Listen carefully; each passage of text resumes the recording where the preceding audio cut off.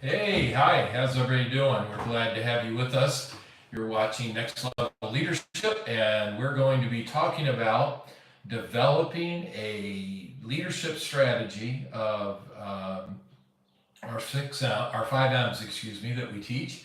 That is, do you want to try to tell them what they are? Model, Model, mentor, uh-huh, motivate, monitor, monitor, hmm motivate.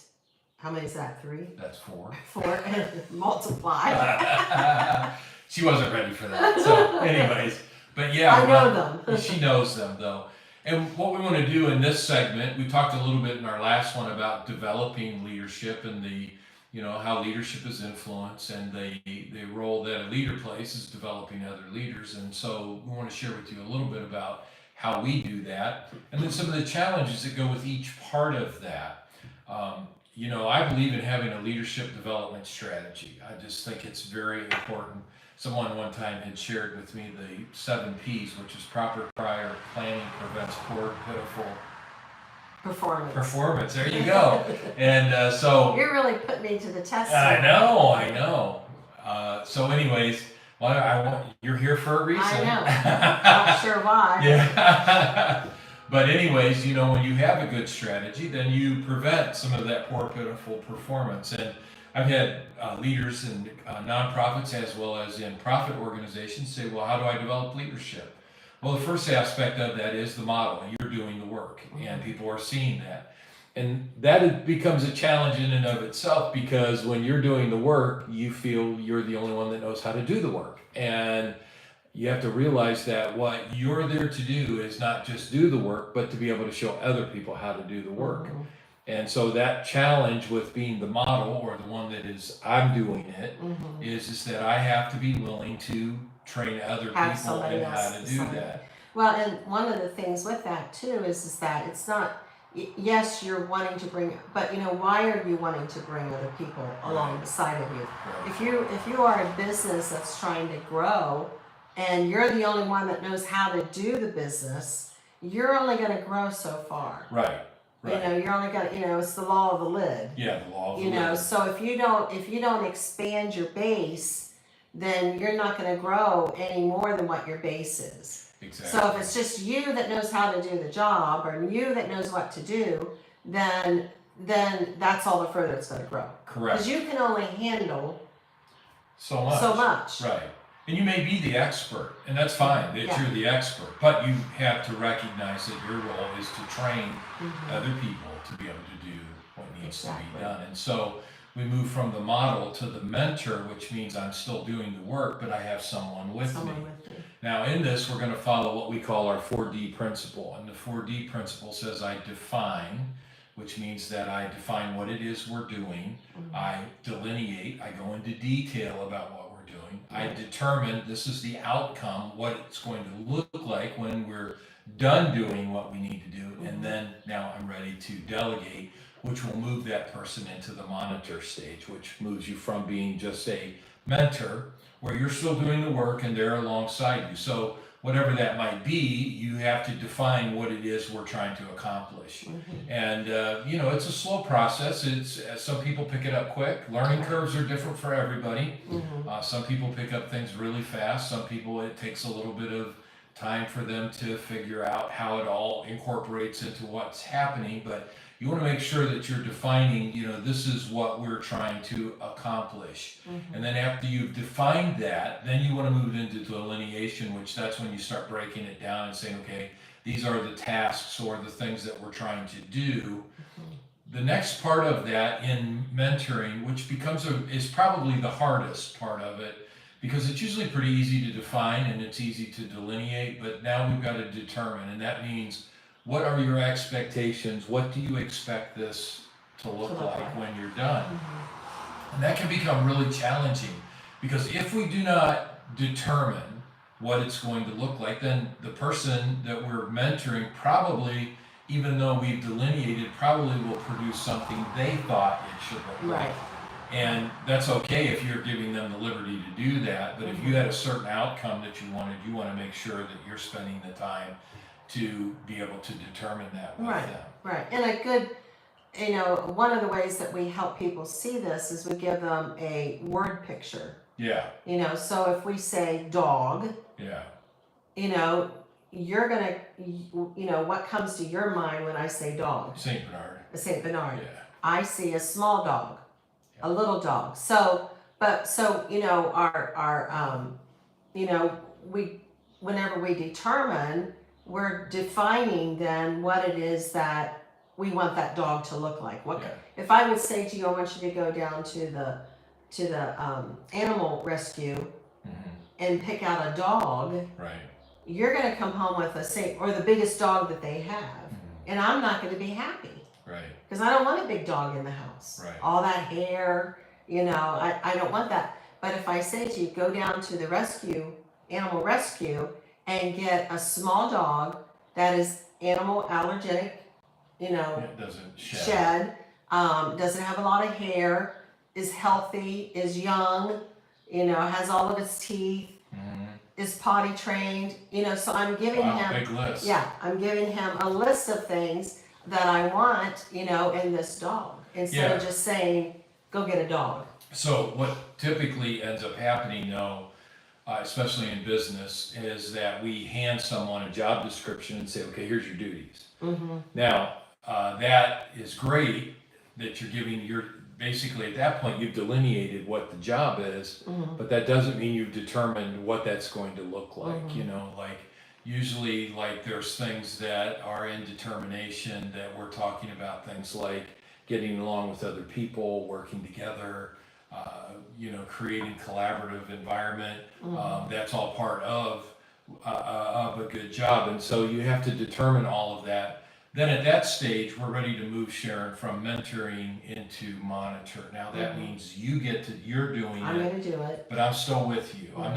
I've not fully relinquished it, but I am delegating this slowly over to the individual. And once you've done that, you start moving them into that delegation part where they understand, they see it, but you're also giving feedback while Mhm. that's going along. And feedback becomes really important. I know in our culture today, it's like taboo to tell someone when you're not To doing this the critique.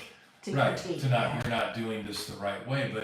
But to me, and which I think you have to create this within your corporation, whether it's a nonprofit or it's a profit organization, is that failure is the price of success. It really is. I mean, you got to let people fail. You don't want people to fail, but don't worry about it. They're still going to fail, but that's the price of success. People learn to be successful out of their failures. They do not learn to be successful out of their successes. And so we help develop people in that monitoring stage, because we're still hands-on with them. They're asking questions.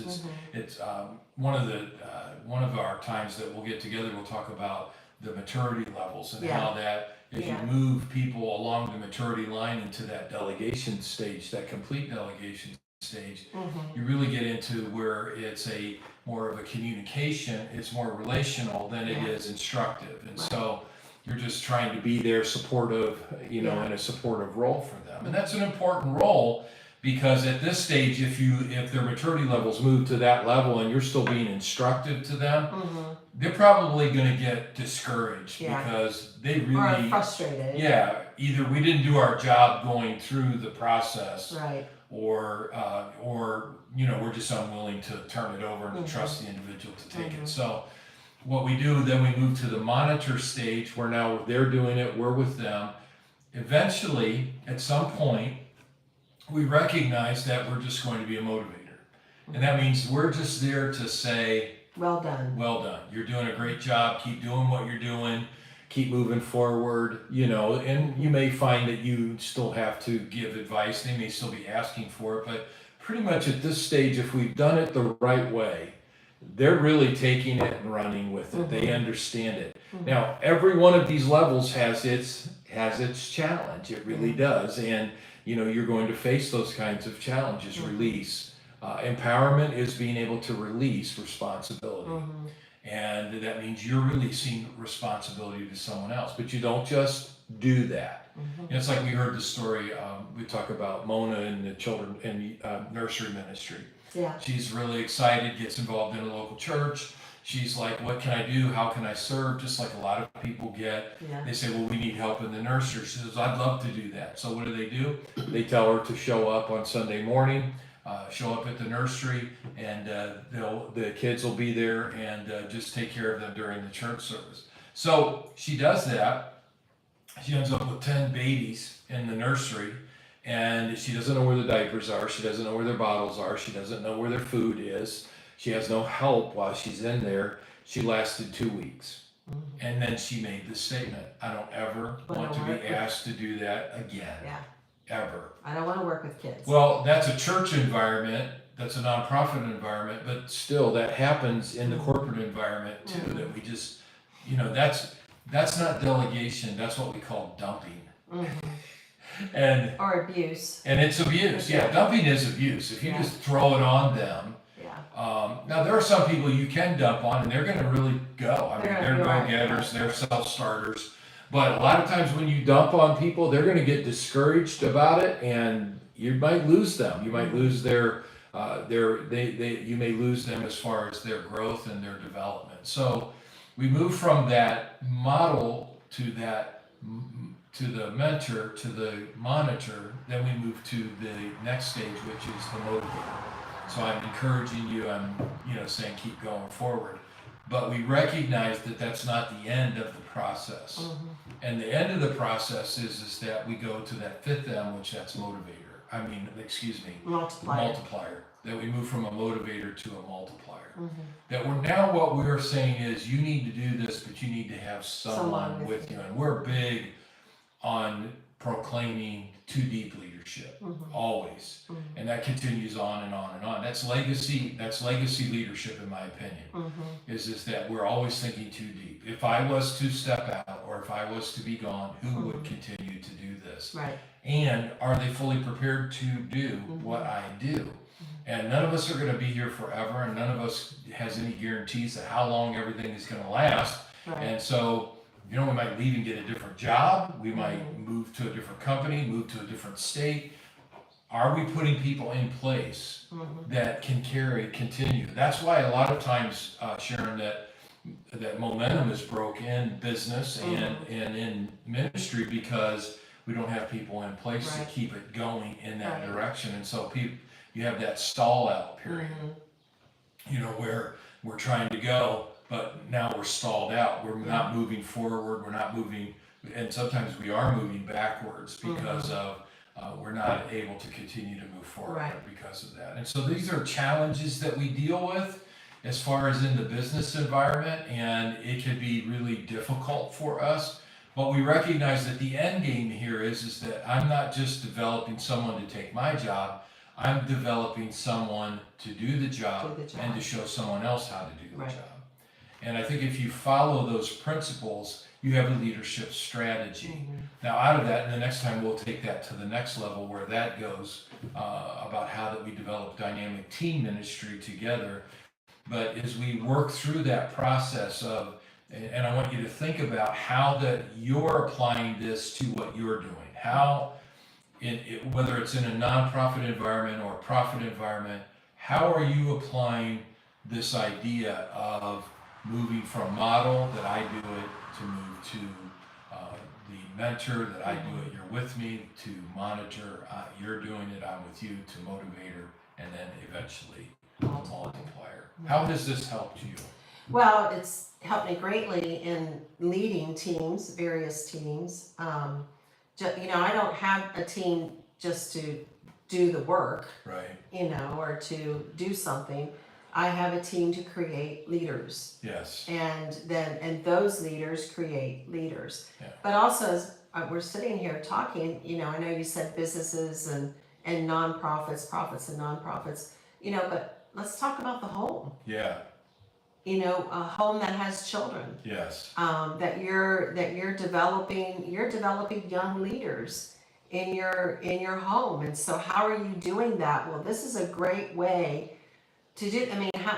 We've talked about this before, about how many kids are sitting on their devices and they could be up moving or doing something, but they don't know how to. Well, have you shown them how to? Have you shown them how to do the dishes? Have you shown them how to run a vacuum? Have you shown them how to? You know, so I could see this working in a child raising Yeah. atmosphere also. So Yeah, it's like when we went to my dad as a kid and said, Dad, there's nothing to do. right, And he said, well, have you ever played kick the can? yeah, And which is basically hide and seek, but it's you run in, kick the can, and then that's the ollie ollie in free type thing. yeah, And we're like, we never even heard of that. So he showed us how to do it, and we applied it, and we had fun doing it. So that's part of the process, even in the home, as you Yeah. said. It works in the home, it works in every environment. And when we do things the right way, hmm, proper prior planning prevents poor, pitiful performance. And so I hope you apply these truths that you've heard here in Next Level Leadership. Remember, we're here to help you move to the next level. Whatever that looks like for you, it's different for everybody. If we can just move you a little bit further ahead, Yeah. then we've accomplished what we believe that our purpose is. right. Well, listen, have a great day today. We'll see you the next time we're on here, and we'll continue on in this process as we learn about how to move forward in the model, the mentor, the monitor, the motivator, and the multiplier. Have a great day. Okay, how do I stop it? We're gonna need bloopers. Yeah.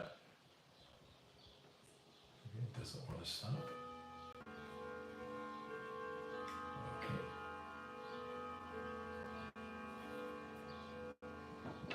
I can edit it. Oh We're gonna my need gosh, it. this is terrible. Yeah, and There we go.